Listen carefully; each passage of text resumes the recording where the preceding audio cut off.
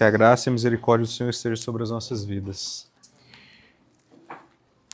É muito bom quando nós que já passamos dos 30, nós temos a oportunidade de participar de um evento como esse e ver tantos jovens, mesmo em meio a esse mundo coberto por trevas, imerso, perdido em tantas distrações, em ver que o Senhor ainda tem reservado jovens para Ele mesmo.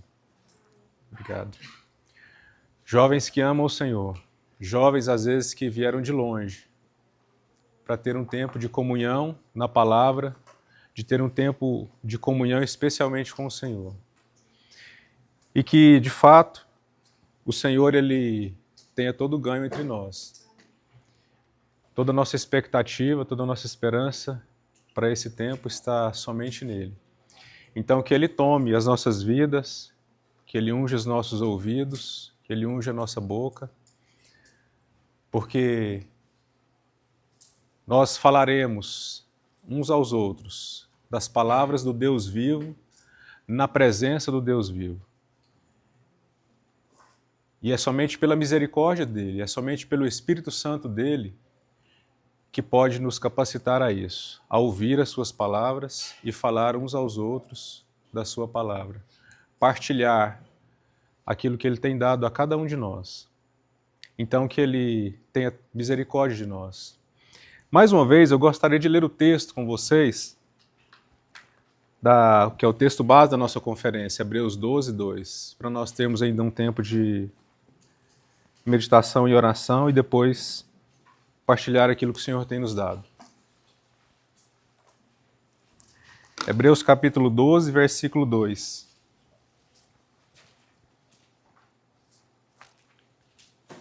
Diz assim: fixando os olhos em Jesus, o autor e consumador da nossa fé, o qual, por causa da alegria que lhe estava proposta, suportou a cruz, não fazendo caso da vergonha que sofreu, e está assentado à direita do trono de Deus.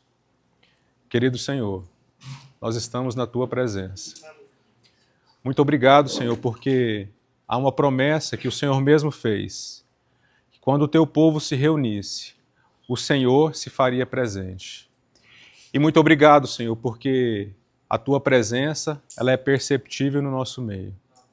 Há aqui um ambiente de alegria, de santidade, de devoção, de entrega, porque está aqui aquele que não fazendo caso da vergonha da cruz, ele suportou, porque havia uma alegria que estava proposta a ele. E agora, ele está aqui, como também prometeu, que Ele estaria conosco todos os dias até a consumação dos séculos. E obrigado, Senhor, porque o Senhor está aqui entre nós. Então te pedimos, volta os nossos corações, volta os nossos olhos, volta toda a nossa atenção para Ti nesse momento. Que o Espírito de Cristo Jesus seja aquele que fala aos nossos corações. Que seja Ele quem revela a Tua doce palavra a cada um de nós. Nós queremos ver o Senhor de uma maneira nova. Queremos tocar o Senhor de uma maneira nova. Por isso, nós só podemos alcançar isso, se for por meio do Teu Espírito. Porque só Ele pode revelar as palavras do Senhor. Só Ele pode nos fazer lembrar de tudo aquilo que o nosso Senhor Jesus disse. E só Ele pode dar testemunho real de Cristo Jesus no nosso meio. Muito obrigado, Senhor. Obrigado por esse tempo. Toma as nossas vidas para a Tua glória, no nome de Jesus. Amém. Pode falar um pouquinho mais alto que lá no fundo não dá para escutar. Se alguém não me ouvir, dê um sinal. Às vezes eu não falo muito alto. Já me avisaram aqui que está um pouco baixa a voz, vou tentar falar um pouco mais alto. O tema que foi escolhido, de fato, é um tema muito interessante. E quando a gente olha para esse tema de uma maneira expressa, nós vemos três coisas muito importantes. A primeira é que nós vemos o tempo que nós estamos. Porque qual é o tema, né? Discernimento espiritual. O peso das distrações na última hora. Então o tema, ele diz para nós em qual tempo nós estamos vivendo, que é a última hora, né? Mas ele também nos dá algo muito interessante, quando a gente olha para ele, que é qual é o espírito desse tempo em que nós estamos vivendo. Que é o espírito do anticristo e que ele tem, de uma maneira muito intensa, colocado muitas distrações no mundo para nos distrair. E nós vamos ver depois o significado dessa palavra, o modo que ela atua nas nossas vidas. Mas talvez o ponto central, e aqui que eu quero gastar mais tempo com vocês, é nesse terceiro ponto, que é o que nós devemos fazer diante disso. Se o tema nos mostra que nós estamos na última hora, e isso eu creio que é evidente para todos nós, e qual é o espírito dessa era, coberto por muitas distrações, tentando roubar a nossa atenção do Senhor, então o que nós devemos fazer ao perceber o tempo e o espírito dessa era, e que é, digamos assim, o subtema, né, que está no versículo que nós lemos, olhando para Jesus, que é o autor e consumador da nossa fé. Então, quando nós olhamos para esse tema, nós vemos essas três coisas expressas, mas nós vemos também uma coisa implícita, que está, na verdade, no contexto desse versículo 2, que é esse olhar para Jesus não é uma atitude passiva, não é somente nós pararmos e ficarmos contemplando ele. Quando a gente for ler daqui a pouco o contexto, nós vamos ler que esse olhando, na verdade o versículo 2, quando a gente olha no versículo 1, ele não termina com um ponto final, ele termina com uma vírgula, o versículo 1. Então o versículo 2 ele é uma continuação do versículo 1. E no versículo 1 nós vemos que esse olhar para Jesus ele está dentro de um contexto de uma corrida. Então nós vamos ver que essa atitude de olhar para nosso Senhor, ao qual esse escritor da Epístola aos Hebreus nos chama, nos exorta, e todos nós sabemos que a epístola como um todo é uma exortação, e cheia de algumas exortações mais específicas, mas aqui nós vemos que essa é uma exortação. Quando a gente for olhar melhor cada palavra, a gente vai ver que o modo verbal aqui é no imperativo, que tem a mesma correspondência tanto no grego como no português. É de fato uma ordem para nós.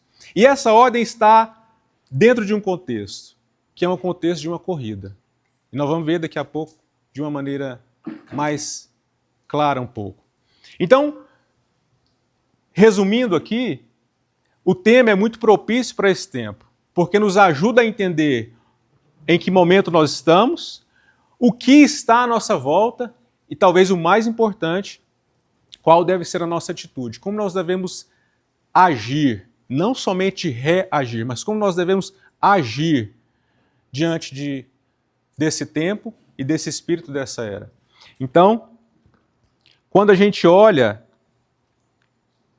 como nós falamos, né? Eu creio que todos aqui percebem de uma maneira muito clara que já é a última hora. Eu creio que nenhum de nós aqui tem dúvida quanto a isso. Até o mundo tem entendido, de uma certa forma, é claro que de uma maneira um pouco obscura, mas até o mundo tem entendido que já não há muito tempo aqui nessa terra, que já é de fato a última hora. Então, com relação a esse ponto, eu creio que todos nós já estamos bem convictos, já é a última hora.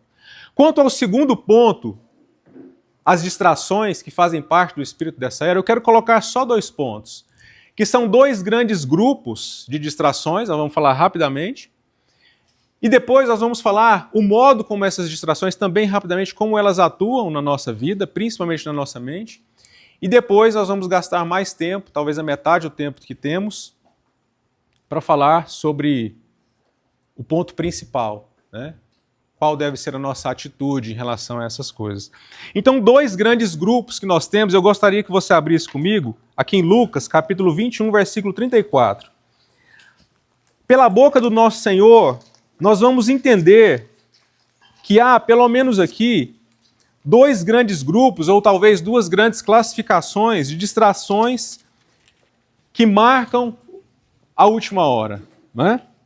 Ninguém melhor do que o nosso Senhor para nos ajudar a entender, né, o que está acontecendo. Lucas 21, 34.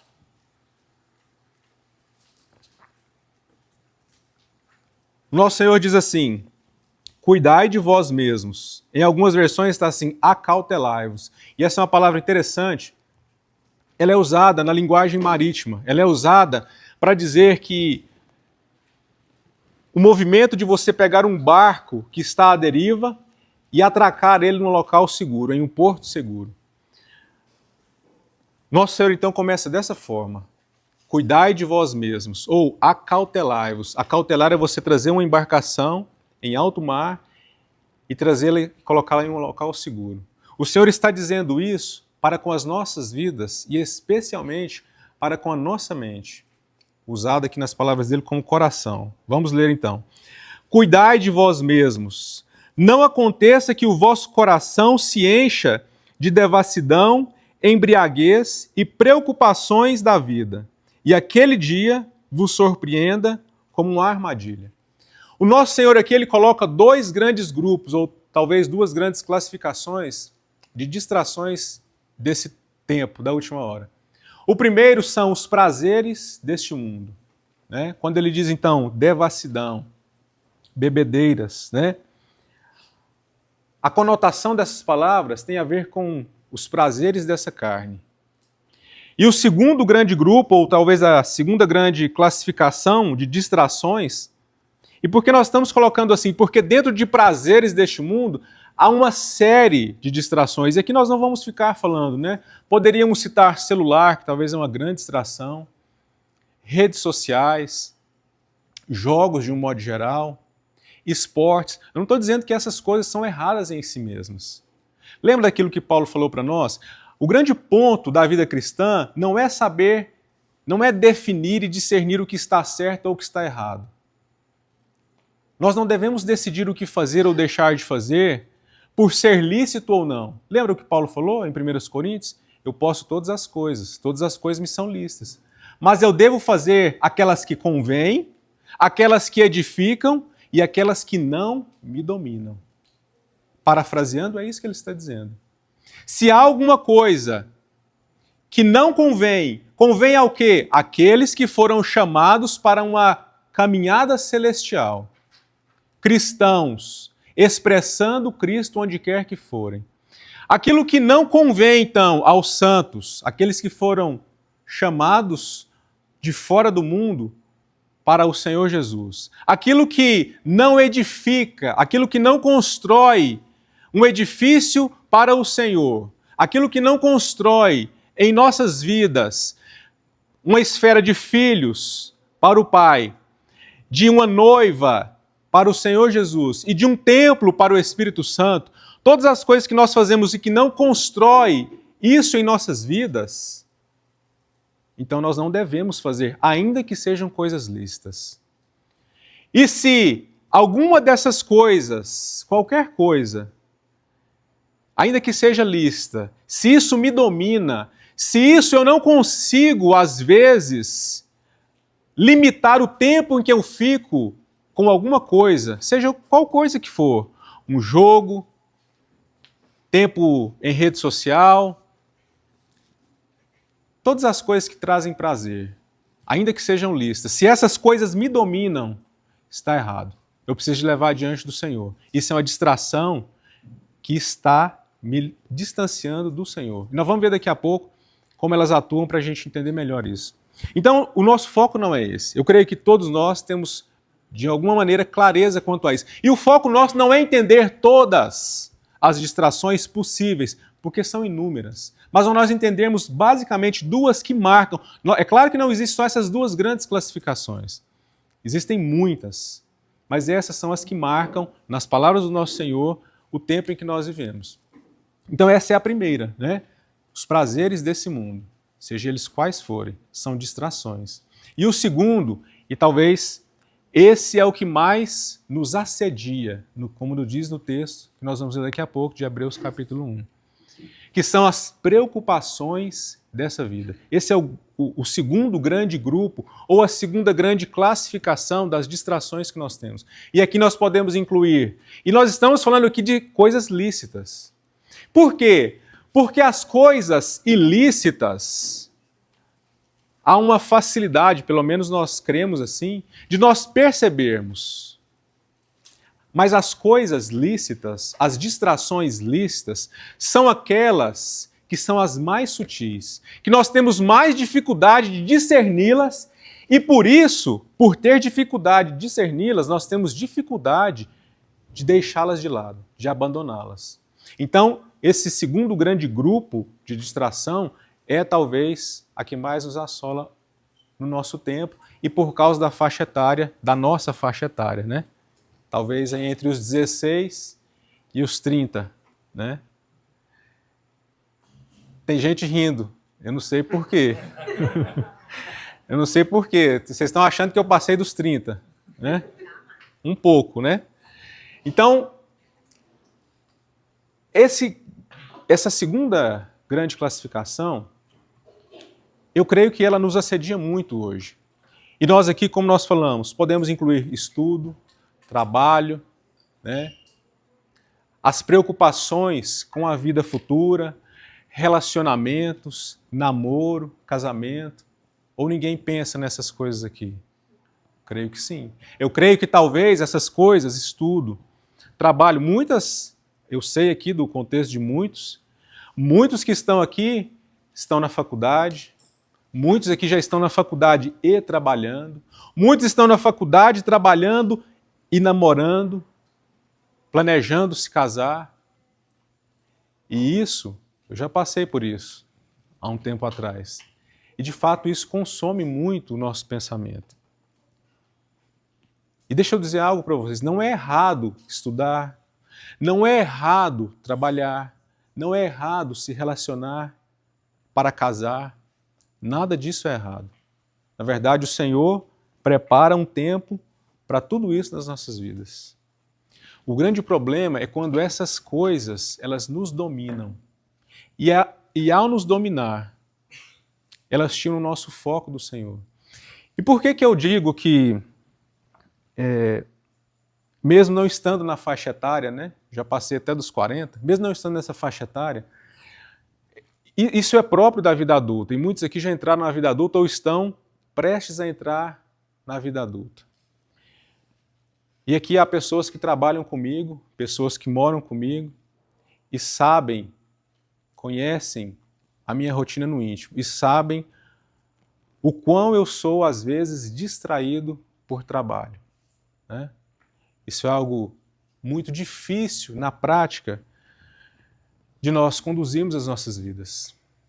Há muitos aqui que gastam tempo com estudo, e nós precisamos ver diante do Senhor se talvez essas coisas lícitas, elas não estão roubando a nossa atenção e roubando toda a nossa energia para o Senhor.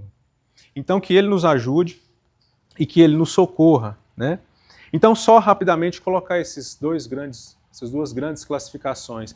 Porque muitas coisas, muitas das distrações que nós temos hoje, nesse último tempo, nós conseguimos encaixar em uma ou em outra. Os prazeres deste mundo e as preocupações dessa vida, né? E agora nós vamos ver um pouquinho aqui rapidamente também do modo como essas distrações, elas atuam na nossa mente. Eu gostaria que você abrisse aqui comigo em Mateus 24, 38.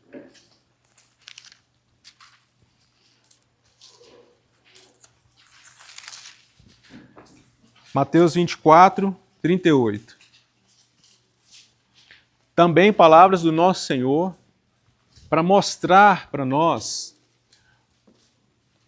Ele mostra aqui um pouco como é o tempo do fim, e ele vai dar com uma palavra aqui, ele vai mostrar para nós como é que essas distrações elas atuam, né? E nós vamos notar aqui que essas distrações aqui têm a ver com as preocupações dessa vida e com preocupações que são lícitas. Veja o que o Senhor diz aqui, Mateus 24, 38. Porque nos dias anteriores ao dilúvio, todos comiam, bebiam, casavam, davam-se em casamento até o dia em que Noé entrou na arca e não se deram conta. Em algumas versões está assim, e não perceberam, ou não discerniram, e até que veio o dilúvio e levou a todos. Assim também será a vinda do Filho do Homem. Veja o que o nosso Senhor vai dizer. Ele vai falar, olha, no tempo em que antecedeu ao dilúvio, ou seja, o tempo final de uma dispensação. Muito prestes a Noé entrar na arca com a sua família, como estava o contexto do mundo de uma maneira geral? As pessoas estavam preocupadas e fazendo coisas lícitas da vida. Estavam envolvidos, tão distraídos com as preocupações dessa vida, que veio o dilúvio e elas não perceberam. Elas não se deram conta. Veja aqui que ele não está falando, e é claro que existia também um contexto de uma degradação moral, aprofundada no pecado. Mas o nosso Senhor, nesse texto, ele não foca nisso. Ele foca no quê? Nas distrações lícitas, ou mais precisamente, nas preocupações lícitas dessa vida. Estavam casando, dando em casamento, comprando, vendendo, fazendo coisas que normalmente uma sociedade faz, né? Só que qual que era o problema? E aí nós vamos entender aqui como é que essas distrações elas atuam na nossa vida. Elas atuam com a finalidade muito específica, nós vamos ver daqui a pouco, de colocar um peso. Porque nós vamos entender que daqui a pouco também, esse contexto de olhar para o Senhor está no contexto de uma corrida.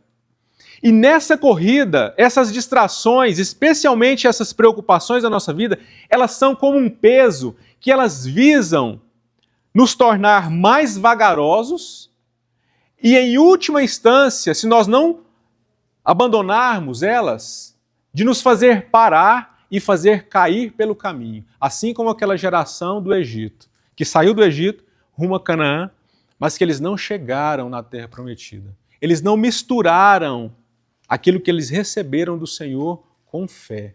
Eles não misturaram as promessas do Senhor com fé. E por isso as suas almas caíram no deserto. Eles foram desobedientes. Não é isso que Hebreus também vai dizer para nós? Capítulo 3. Então as distrações, elas têm essa finalidade. O inimigo das nossas almas, ele utiliza de muitas distrações. E presta atenção, muitas distrações lícitas, preocupações desta vida. E ele faz isso com uma finalidade muito específica de colocar peso para a nossa corrida. E ao colocar peso, nos fazer vagarosos na corrida. E ao fazer vagarosos, cada vez mais e mais, nos fazer cair pelo caminho. Então, para definir em uma palavra, a finalidade das distrações é tirar o nosso discernimento espiritual. O que nosso Senhor fala aqui é que eles estavam tão distraídos com essas coisas lícitas, que o que aconteceu com eles? Eles não estavam, esse grupo que o Senhor menciona aqui, eles não estavam completamente perdidos em pecados graves. Eles estavam distraídos com as preocupações dessa vida. Mas eles estavam tão distraídos que eles não perceberam, eles não tiveram discernimento do tempo e nem da era. Eles não tiveram a noção, eles não tiveram o discernimento espiritual de que era a última hora daquela dispensação e como o inimigo, o adversário deles, estava atuando naquele contexto específico. E o que aconteceu? Veio o dilúvio e todos eles morreram. Noé entrou com a sua família e aqueles que estavam distraídos, eles ficaram no mundo e foram cobertos, foram imergidos pelo juízo de Deus naquele dilúvio. E aqui, para nós entendermos então, de uma outra maneira, e antes eu gostaria de só colocar aqui, essa palavra distração é muito interessante o significado dela, né? Na nossa língua portuguesa, ela tem uma origem latina, né? Distração. E ela é formada, então, por dis, né? Que é um prefixo, E esse prefixo ele pode significar separação, dispersão, afastamento. E no latim ele tem uma origem grega. E no grego ele tem o significado de dificuldade, perturbação ou mau funcionamento. Na medicina é muito utilizado esse prefixo dis, né? Por exemplo, dispneia, um mau funcionamento do sono, né? Uma disfagia, né? Uma dificuldade, um mau funcionamento da fala ou da deglutição, né? Então o dis, né, esse prefixo, ele tem esses significados, né? Eu gostaria de colocar aqui e destacar dispersão, algo disperso. E o outro vocábulo que é formado dessa palavra distração é tração, que significa o que então? Arrastar, puxar. Se nós juntarmos isso, o que essa palavra significa? Arrastar ou ser puxado, ser tracionado para várias direções. Ter um olhar disperso, ter uma mente dispersa, alguém que busca ao mesmo tempo várias metas muito diferentes umas das outras. Como um difusor. O que é um difusor? Algo que difunde, espalha alguma coisa. Quando a gente fala de difusor de ar, nós temos então algo que difunde, né? Então, quando nós olhamos essa palavra distração, nós vemos isso então. Ser arrastado por direções diferentes ao mesmo tempo. Veja então o peso dessa palavra.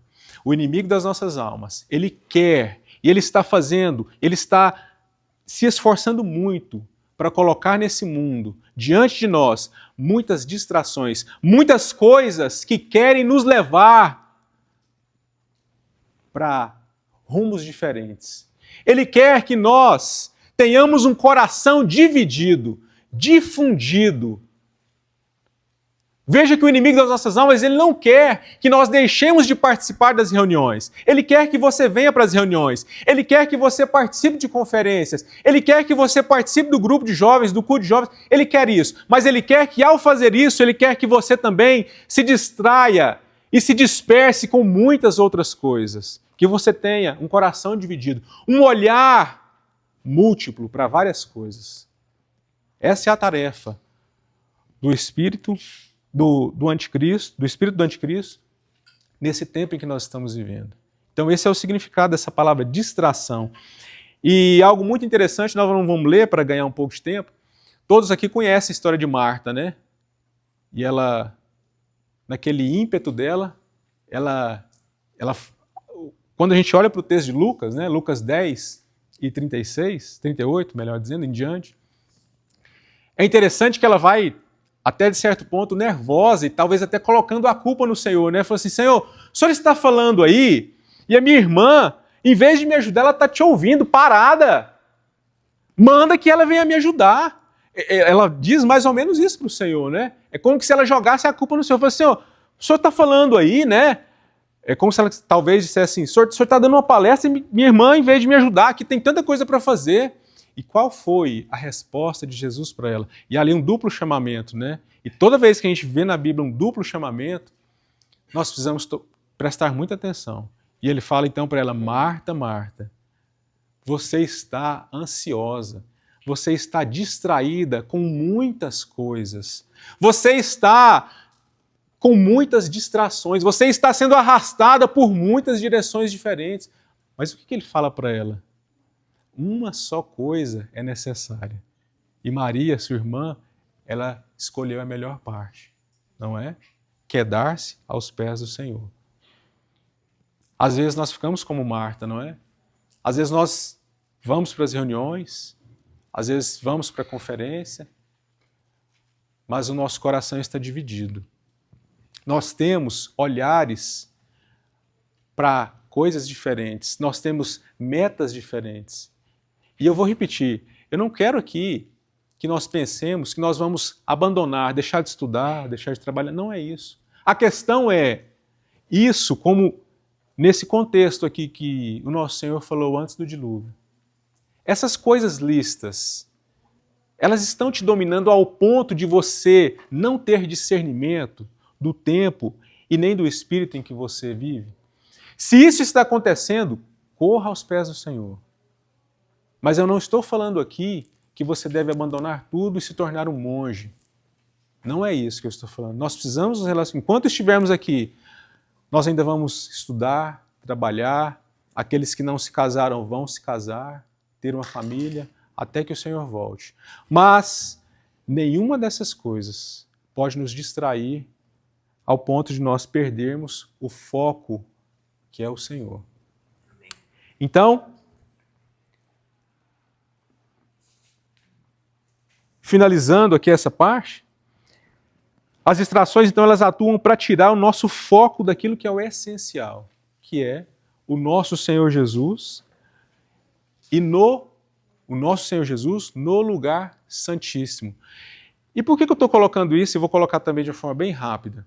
Porque quando a gente olha esse texto de Hebreus 12, 2, nós temos um contexto anterior. E esse contexto anterior está lá no capítulo 10. Todo o livro de Hebreus, ele vem mostrando desde o capítulo 1 as maravilhosas e benditas perfeições e glórias do nosso Senhor Jesus. Então ele exalta o nosso Senhor em primeiro lugar como Deus, depois como homem, depois como sumo sacerdote, que ele gasta a maior parte do tempo, a maior parte do livro de Hebreus para isso.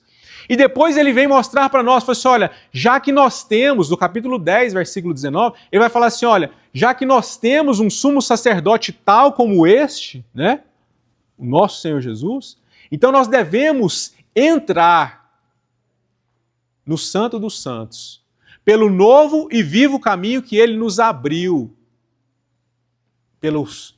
aquele véu que é a sua carne, né?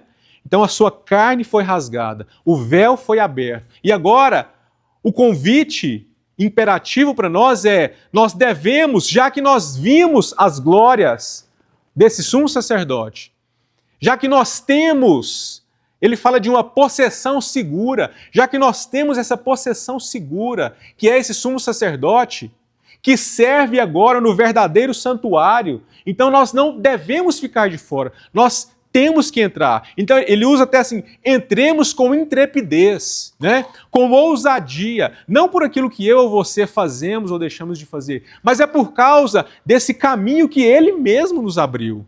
E é porque ele está lá como âncora firme, está nos chamando para ele. Então, esse contexto de correr a carreira cristã, ele está relacionado com isso, de ter um sumo sacerdote tal como o nosso Senhor, entronizado, servindo a Deus no santuário celestial, e esse convite para entrar e habitar com ele nesse santuário celestial. Ou seja, o convite para nós ali no capítulo 10 é de entrar e permanecer na presença gloriosa do sumo sacerdote dentro do lugar santíssimo.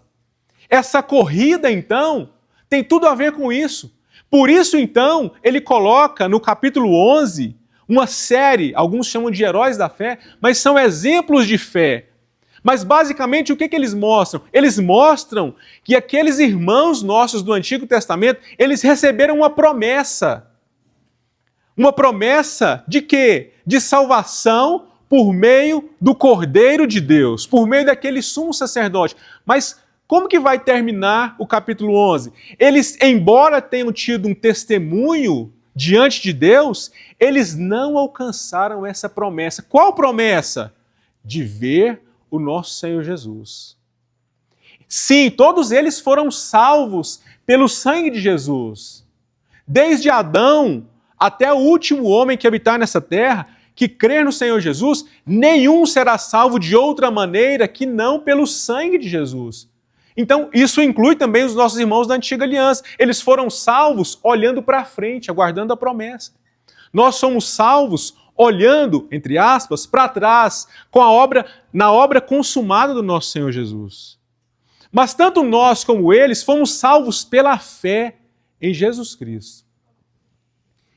Só que eles, e o escritor aos Hebreus vai terminar o capítulo 11 dizendo isso, essa grande nuvem de testemunha que é dito para nós ali no início do capítulo 12, eles partiram para o Senhor sem ter esse vislumbre, sem ter alcançado essa promessa.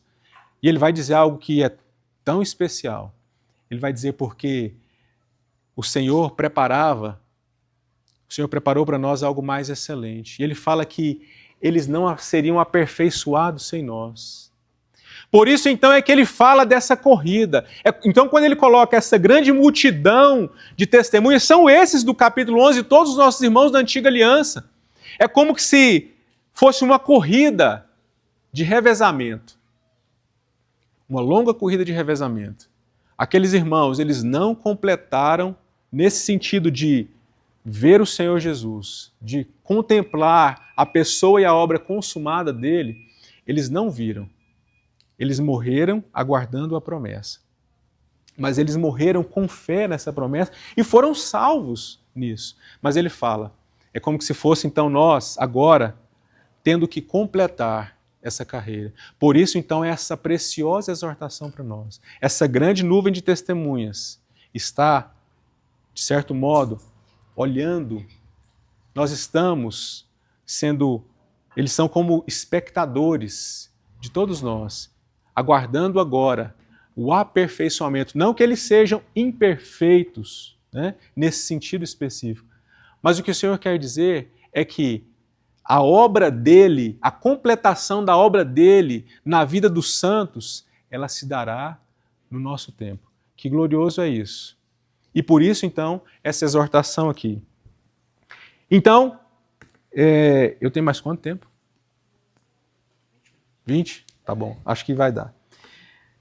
Eu quero gastar agora o resto do nosso tempo aqui, esses 20 minutos, falando então do que nós devemos fazer, né? Já que nós vimos de uma maneira rápida o tempo que nós vemos, a última hora, já que nós vimos essas duas grandes classificações de distrações, nós vimos também o modo em que elas operam, né? Tentando nos roubar do Senhor, tentando roubar a nossa atenção, colocando em nós um olhar e metas divergentes, difusas, né? O que nós devemos fazer diante de tudo isso? E aí, o tema nos diz já, ele já nos dá a resposta, né? Que é olhar para o nosso Senhor Jesus. Mas não somente olhar. O termo ali quer dizer manter o olhar firme somente em Jesus. Ou seja, se as distrações, elas visam nos difundir por várias direções diferentes, por direções distintas, o objetivo do Senhor é atrair o nosso olhar somente para Ele. E uma das coisas que essa palavra também significa é tirar, porque antes de fixar os olhos em algo específico, é preciso então que nós tiremos os olhos de todas as coisas. Então, em primeiro lugar, ela significa tirar os olhos daquilo que está à nossa volta e fixar os olhos somente no Senhor. Então, de certo modo, essa é, nós poderíamos colocar assim, o ponto central daquilo que nós devemos fazer diante de tudo isso. Ter somente Ele como foco, né? E como nós já falamos, esse olhar não é uma atitude passiva, né? E aqui eu gostaria de ler com vocês o contexto desse texto, né? Vamos lá então, Hebreus capítulo 12, vamos ler o versículo 1, 2 e 3.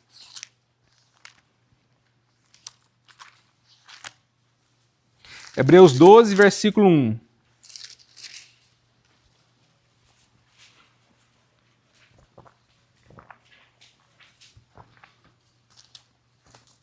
Portanto, também nós, rodeados de tão grande nuvem de testemunhas, depois de eliminar tudo que nos impede de prosseguir e o pecado que nos assedia, corramos com perseverança a corrida que nos está proposta, fixando os olhos em Jesus, o autor e consumador da nossa fé, o qual, por causa da alegria que lhe estava proposta, suportou a cruz, não fazendo caso da vergonha que sofreu, e está sentado à direita do trono de Deus. Assim, considerai atentamente aquele que suportou tal oposição dos pecadores contra si mesmo, para que não vos canseis e não fiqueis desanimados. Eu gostaria de colocar aqui, de uma forma rápida, alguns significados de algumas palavras. E o escritor aos Hebreus, quando a gente olha o texto, quando ele escreve no grego, é um texto muito bem redigido. É como se fosse um artesão com as palavras. Ele usa palavras muito precisas. Por exemplo, só no versículo 1 e 2 tem 3 palavras que elas só ocorrem aqui. E por que ele faz isso? Primeiro, como nós já falamos, é uma exortação extremamente solene. Como nós falamos, o contexto aqui é de alguém, de pessoas que estão na reta final de uma corrida de revezamento, que estão para chegar na reta final, atravessar a linha de chegada e encontrar-se com o nosso Senhor. Esse é o contexto. Se nós somos essa geração, então essa exortação é extremamente solene. E algumas palavras que ele utiliza aqui são muito especiais. Então, eu vou destacar só algumas, não todas, né? E aqui a gente vai ver que é melhor a gente falar no final. Vou colocar algumas palavras aqui que fica melhor, né? Então, o primeiro termo que eu queria destacar aqui, desembaraçando-nos, né? Que ele fala que a gente deve nos desembaraçar, né? Isso significa colocar de lado, tirar do caminho, remover, né? Esse também é um verbo no imperativo. Então ele diz para nós, antes de correr, o que ele diz? Você precisa se desembaraçar. Mas desembaraçar de quê? E aí nós vamos ver na frente. Do peso, e aqui é onde nós vemos que as distrações, elas são sim como um peso, porque ele coloca, nós devemos nos desembaraçar, colocar de lado, remover o peso e os pecados. Então ele coloca em uma categoria diferente essas distrações. E aí nós poderíamos entender aqui que são essas distrações lícitas. E mais precisamente, dentro daquilo que nos assedia, a maioria de nós aqui, essas distrações lícitas, elas às vezes são um peso para nós. E nós precisamos de nos livrar delas. Nós precisamos de desembaraçar delas. Então aqui, peso significa carga, peso, estorvo, algo que tem a finalidade de atrapalhar o desenvolvimento da corrida. Alguém que vai correr, ele não pode correr com peso. Alguém que está em uma corrida, ele não pode ficar embaraçado com pesos, né? Então, essa palavra mesmo aqui, peso, ela ocorre uma única vez em toda a Bíblia. Ela não aparece em outra parte. A outra palavra que também só aparece essa única vez aqui no grego é uma expressão só, né? Em algumas versões está assim, que nós devemos nos desembaraçar do peso, né, que às vezes nos assedia. Em algumas versões, na minha está assim, que tenazmente nos assedia. E o significado disso é algo que envolve habilmente, algo que tem uma habilidade de envolver por todos os lados, que cerca e incomoda continuamente, né? Assédio, né? Algo que tenazmente nos assedia. Assédio é um envolvimento, é um cercar por todos os lados importuno. É uma importunação constante e hábil para colocar peso nas nossas vidas. É isso que o escritor aos Hebreus está dizendo para nós. Que o peso dessas distrações, ou que essas distrações, elas funcionam, elas são operadas pelo inimigo das nossas almas como peso, como algo que nos cerca, algo que tenazmente nos assedia. Acho que todo mundo aqui na escola já viu uma cola tenaz, né? Aqui, tenazmente, é um adjetivo de tenaz. E tenaz, nesse sentido, é algo pegajoso, é algo viscoso, que visa o quê? Pregar, né? Algo que visa, então, nos envolver, grudar em nós, para que isso seja um peso para nos atrapalhar na nossa corrida. Tenazmente nos assedia. As distrações, elas são assim. E por que ele coloca dessa forma? Porque é algo sutil. Essa cola, esse algo pegajoso, que é as distrações, ela vai nos envolvendo de uma maneira que nós não percebemos. Quando nós, às vezes, percebemos, nós já estamos lentos na corrida. Ou pior, às vezes nós já estamos parados. E na carreira cristã, parar é retroceder. Porque a carreira, de um modo geral, ela nunca para. Essa corrida, ela jamais para. Se eu paro, ela continua correndo. Então, se eu paro, eu estou em um retrocesso gigantesco. Então, tenazmente nos assedia, tem esse significado. E só aparece também essa vez aqui, né? Outra menção que ele faz aqui, outra palavra que ele utiliza é corramos. E aqui, a menção que ele faz é uma corrida em uma pista, né? E a outra aqui que ele coloca é corramos com perseverança. Essa perseverança aqui é estabilidade, constância. No Novo Testamento é a característica da pessoa que não se desvia do seu propósito, de fé e de piedade, mesmo diante das maiores provações. É alguém que continua pacientemente e firmemente na carreira.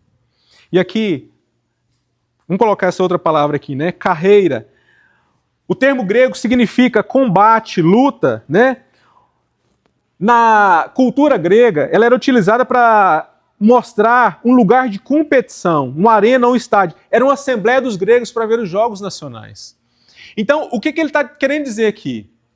E eu não sei se vocês sabem, né? A maratona, e talvez aqui essa corrida, ela se aproxime mais algo de uma maratona, né? Porque nós não estamos em uma corrida de velocidade, presta atenção nisso.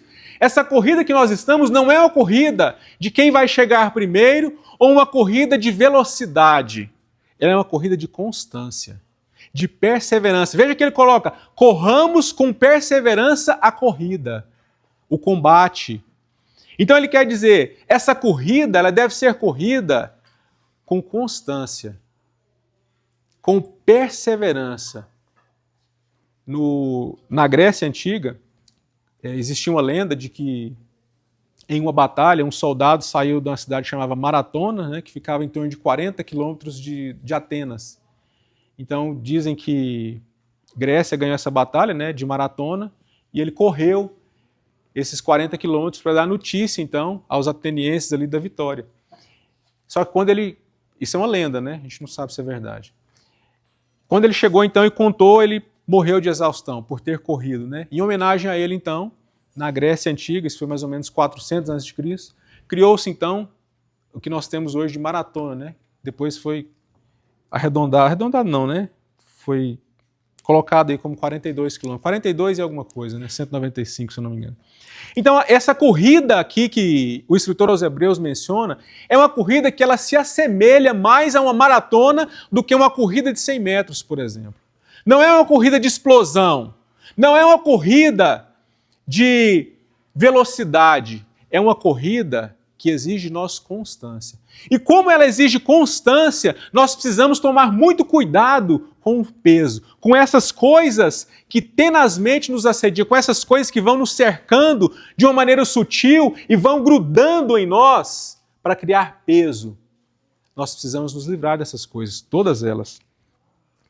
E ele coloca também proposta, né? É ser colocado diante de alguém ou de algo, em frente de. Então ele está querendo dizer que essa corrida ou essa carreira é algo que está colocado diante dos nossos olhos.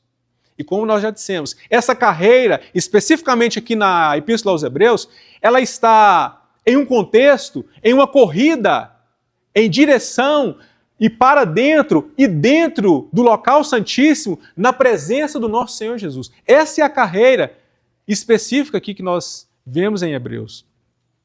Então, essa carreira que está proposta, essa proposta que está, é algo que está diante de nós. É algo que foi colocado diante de nós, né? E aí já no versículo 2, ele coloca essa palavra olhando firmemente, então é isso, tirar os olhos de outras coisas e fixá-los em algo específico. Autor, né? Olhar para Jesus, o autor. Autor aqui não é alguém, não é como um autor de livro. Autor aqui tem o significado de capitão. de um líder espiritual. Só que mais do que isso, é de alguém que assume a condição de liderança e nessa condição de liderança ele se torna, ele mesmo, o exemplo. Então, nós vamos ver daqui a pouco, existe um paralelo muito lindo aqui do nosso Senhor conosco. Porque nós vamos ver aqui no versículo 2 também, que para ele havia uma carreira proposta. Então, quando nós olhamos autor, ele é aquele como o precursor, ele é o capitão, ele é o líder da nossa salvação. E ao assumir essa posição de liderança, o que ele visa? Ele visa ser ele mesmo, não um líder só que dá o comando, mas um líder que fala assim, olhem para mim, vejam a mim, veja como eu ando, veja como eu falo, veja como eu toco, veja como eu ouço. É isso que significa essa palavra, o autor, né? E ele não é somente o autor, é consumador. E a palavra aqui no grego é aperfeiçoador.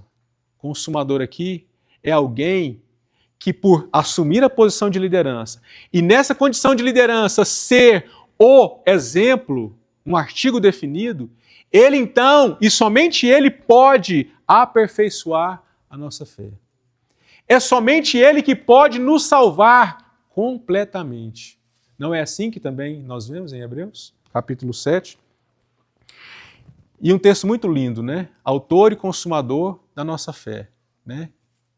Jesus. Todas as vezes que o escritor aos Hebreus menciona, e ele menciona muitas vezes a palavra Jesus desacompanhado de Cristo, é porque ele quer dar uma ênfase na natureza humana do nosso Senhor Jesus. Ou seja, ele está querendo dizer para nós que esse autor, esse líder, esse capitão e esse aperfeiçoador da nossa fé é alguém como nós, como homem. Agora um homem glorificado. Agora um homem que está do lado direito de Deus como Deus homem eternamente. Mas ainda é um homem de verdade. Assim como eu e você, com a única exceção que ele não pecou. Então, essa palavra consumador só aparece também aqui em toda a Bíblia. Então, esse autor e consumador é Jesus. E agora, algo muito interessante que ele coloca aqui, né? Em algumas versões está assim, em troca da alegria. E aqui não é uma troca, não é que ele trocou uma coisa pela outra. Talvez a melhor forma aqui de nós entendermos é para alcançar a alegria que lhe estava proposta, então ele suportou. Ou melhor, por causa, e algumas versões estão assim, por causa da alegria, e aí no texto grego está assim, que o esperava. E aqui nós vamos ver algo muito interessante. Havia uma alegria que aguardava, que esperava o nosso Senhor Jesus. E por causa dessa alegria que o esperava, ele então suportou a cruz. E aí nós podemos perguntar, aqui há algumas outras coisas, mas como o tempo não permite, eu quero avançar para a gente tentar concluir. Havia uma alegria que estava aguardando o nosso Senhor. E os olhos dele estavam nessa alegria. E aí nós precisamos nos perguntar, porque aqui sim a gente pode traçar esse paralelo. Assim como para nós existe uma carreira proposta, para ele também havia uma carreira proposta. E sintetizando, o que é essa carreira? Tanto para ele quanto para nós. O caminho da cruz. Ele trilhou o caminho da cruz. Ele correu a carreira que estava proposta a ele. Ele completou essa carreira, tanto que o escritor aos Hebreus vai dizer.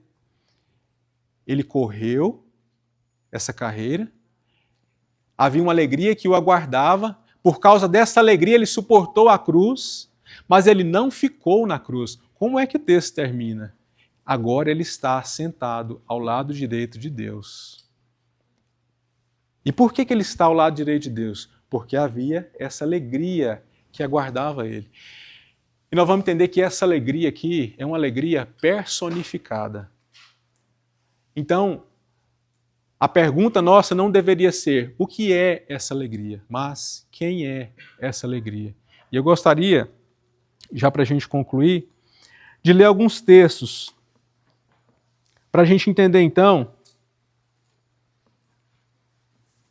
quem é melhor dizendo assim, né? Essa alegria personificada que estava aguardando o nosso Senhor. Vamos ler então aqui Salmos 45, versículo 7.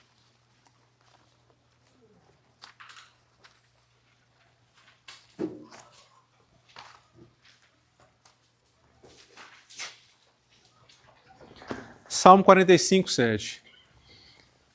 Há muitos que dizem que os salmos... É claro que os salmos messiânicos, não há dúvida que eles se referem diretamente ao Senhor. Mas há alguns salmos, principalmente de Davi, alguns dos filhos de Corá, que às vezes não são salmos tidos como especificamente messiânicos. Mas todos eles, de uma forma direta ou indireta, se referem ao nosso Senhor. Esse é um salmo messiânico. Muitos vão dizer que diretamente ele se referia a Salomão, né? O casamento de Salomão com a noiva, né? Mas aqui, quando a gente lê com os olhos espirituais, a gente vai entender que esse salmo se refere ao nosso Senhor. É muito claro isso. Inclusive, no capítulo 1, versículo 8, o escritor aos Hebreus vai citar esse trecho, né?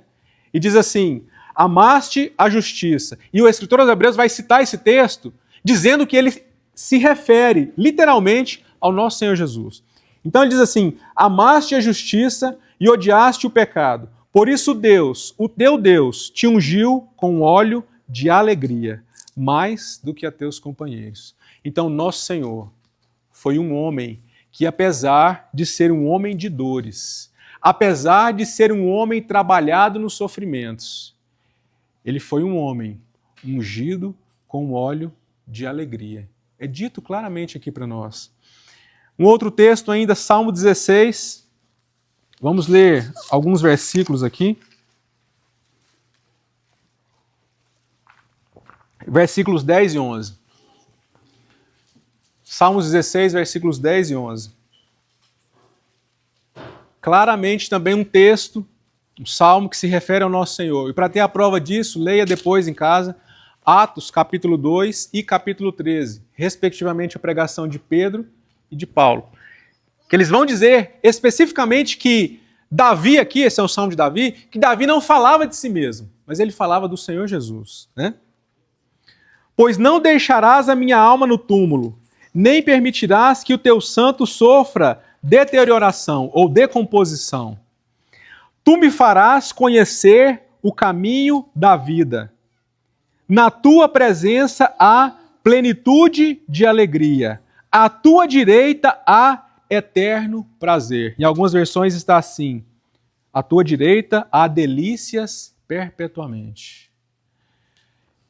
Se esse é um salmo que se refere ao nosso Senhor, e essas são palavras dele, a quem ele dirige essas palavras? Quem é que ele diz: tu me farás conhecer o caminho da vida, e na tua presença há plenitude de alegria, e à tua destra há eterno prazer, ou delícias perpetuamente. Esse diálogo é entre Jesus e quem? Está muito claro, não é? Quem?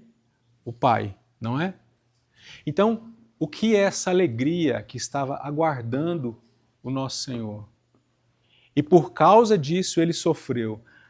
Às vezes nós poderíamos pensar assim: ele sofreu por causa da igreja.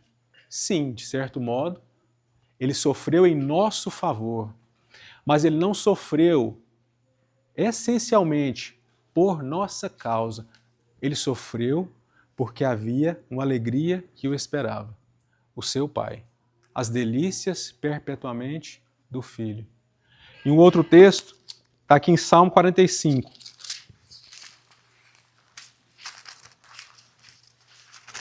E aqui eu creio que nós já vamos encerrar. Perdão, 43. Salmo 43, versículo 4. Aqui muitos já têm dúvidas, alguns já dizem que esse salmo talvez não se refere ao nosso Senhor. Eu creio que sim. Até porque, leiam depois Lucas 24, quando Nosso Senhor aparece ressurreto aos seus discípulos, e os seus discípulos não acreditam, né? Por causa daquela alegria, eles não acreditavam que ele havia ressuscitado como homem.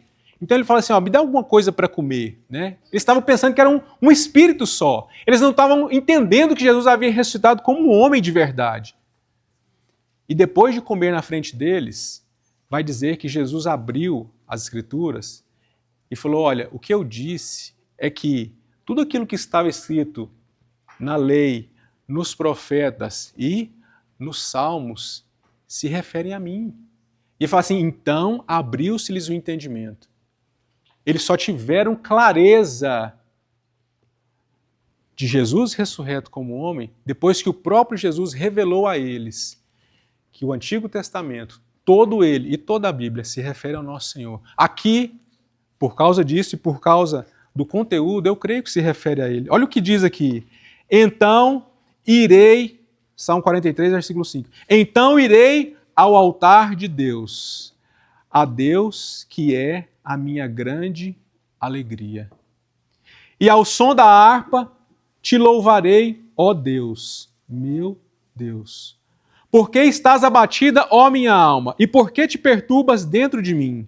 Espera em Deus, pois ainda o louvarei, minha salvação e meu Deus. Havia uma alegria que estava aguardando nosso Senhor, e essa alegria era o seu Pai.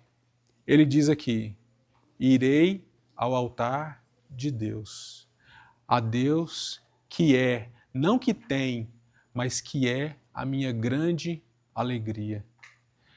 Se nós queremos saber como ou qual era a chave de Jesus para correr a sua carreira e completar a sua carreira, nós precisamos de olhar então o motivo que ele suportou a cruz e o motivo que ele corria.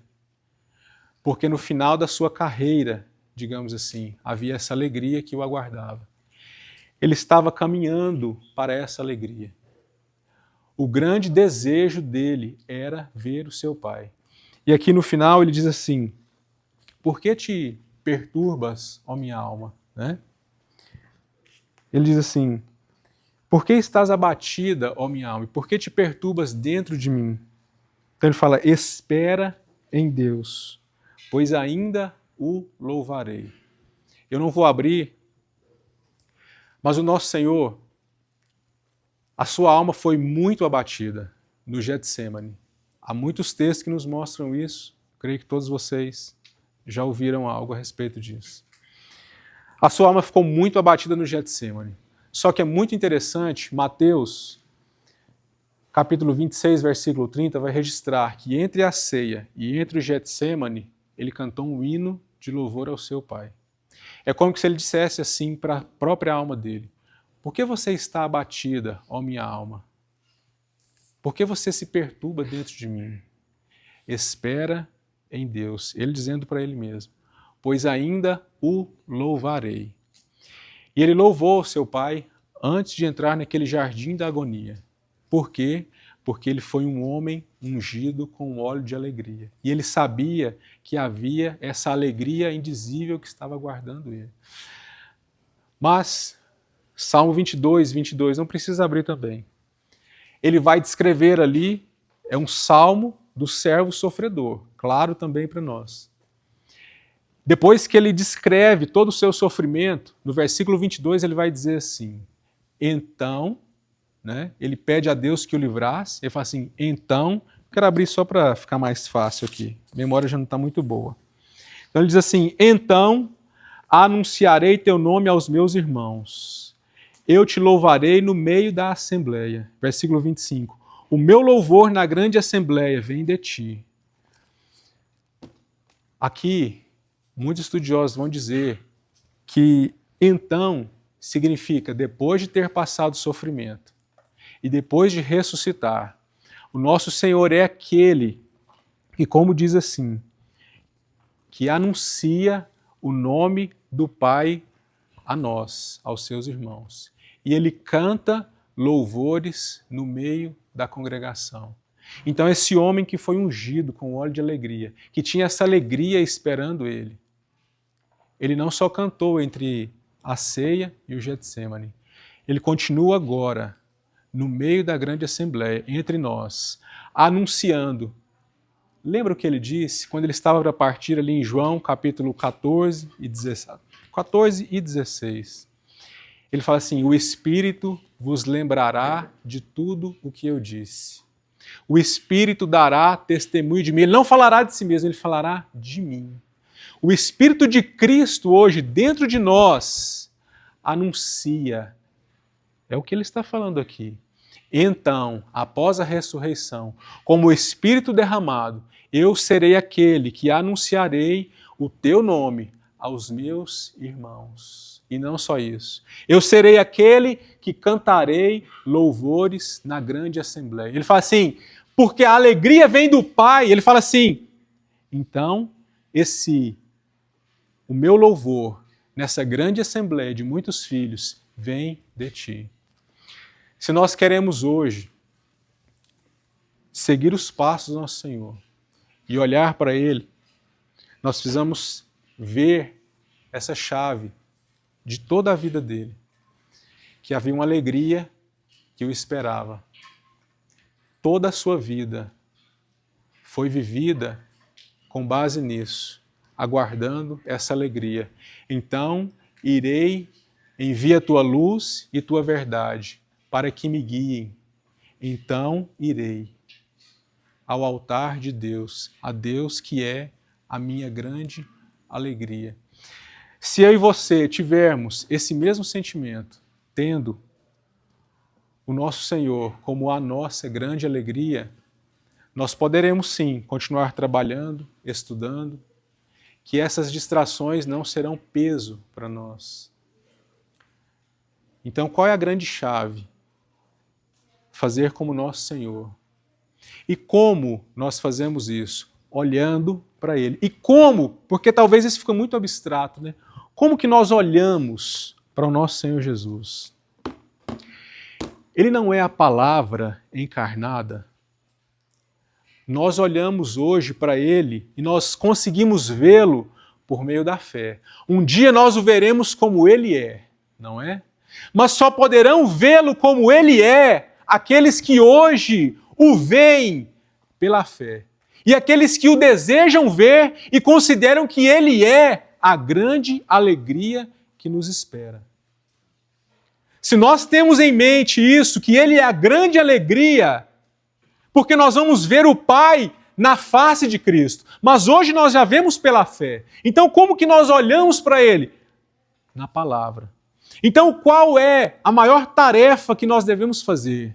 Olhar para Jesus na palavra. E à medida que nós vamos olhando para Ele, e presta atenção, não há maneira de nós vermos Ele a não ser por meio da palavra. E quando nós olhamos e nós vemos as glórias dele reveladas aqui na palavra, então o nosso desejo, então nós somos atraídos então somente para Ele. Então essas distrações que tentam nos tracionar para muitos rumos e direções diferentes, elas vão perdendo a força da nossa vida. Não que eu vou deixando de amar as coisas do mundo e deixando um vazio no meu coração. Mas muito mais do que isso. Eu vou colocando os meus olhos e desejando algo muito mais maravilhoso. E ao colocar os meus olhos nisso, ao desejar isso, ao ver que há uma alegria que me espera, uma alegria personificada, então eu não serei mais tracionado por rumos diferentes. Eu serei tracionado e os meus olhos estarão fixos nele. Que a nossa vida seja assim. Que nós sejamos atraídos pelo nosso Senhor a cada dia e ver que há uma alegria que nos espera. E essa alegria não é o seu esposo, a sua esposa, nesse contexto que nós estamos falando. Não é um trabalho, não é uma faculdade, um curso, uma graduação, uma carreira profissional. A alegria que te espera é o Senhor Jesus, de braços abertos. E saiba de uma coisa, quando você chegar, se você hoje o vê e o contempla na palavra, então você vê o olhar meigo dele na palavra. Você vê o olhar terno dele na palavra. Você vê e você sente a doçura dele na palavra. Você, como João, vai dizer assim: o Verbo vivo que nós apalpamos. Se você vê o nosso Senhor, se nós vemos Ele aqui pela fé, na palavra, quando você vê-lo frente a frente, Ele não será um estranho para você. Você saberá que é Ele, será inconfundível. Por quê? Porque você já começou a vê-lo pela fé na palavra. Então, que Ele atrai cada vez mais o nosso coração e o nosso olhar.